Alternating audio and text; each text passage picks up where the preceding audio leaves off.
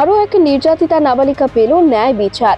আজ বিশালগড় জেলা ও দায়রা আদালতের বিচারপতি দেবাশিস কর ধর্ষণ কাণ্ডে অভিযুক্ত আসামির সাজা ঘোষণা করলেন। জানা যায় 2019 সালের 2রা আগস্ট 5 বছর বয়সী এক নাবালিকা পাশের বাড়ির খোকন দেবনাথের ঘরে টিভি দেখতে গেলে তাকে জোরপূর্বক শ্লীলতাহানি করে উক্ত 21 বছর বয়সী খোকন দেবনাথ। তখন পশ্চিম মহিলা থানায় তার বিরুদ্ধে একটি মামলা দায়ের করা হয়। পরবর্তী সময় মামলাটি হস্তান্তরিত হয় বিশালগড় থানায়। অতঃপর বিশালগড় মহিলা থানার ওসি শিউলি দাস মামলাটি রেজিস্টার করেন, যার নম্বর 18/2019।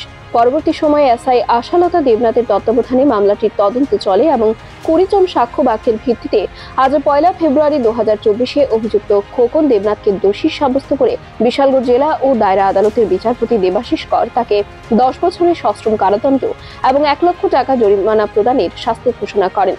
অবশেষে নির্যাতিতা নাবালিকাকে বিচার পাইয়ে দেওয়ায় খুশি তার পরিবার। বাড়িত গেছিল আর কি আমার মেয়ে 5 বছরে তো গেছে পরে তে আছে না এম তোর ধুইরা তাইরে আছে না রেপ কেসের মতন করছে। আমরা কেস করছিলাম আগরতলা থানার ভিতরে যাইয়া, তারপরে তার কেস করছি পরে থানা তারা ধরছে পরে জামিনে বাড়িতে আইছে। আজকে 10 বছরের জেল হয়েছে তার। মানে আমি খুশি হয়েছি, 10 বছরের জেল যখন হয়েছে আমার মায়াটা বিচার পাইছে। এটাই আমি সবার কাছে অনুরোধ। নাম কি ওর? খোকন দেবনাথ তার নাম।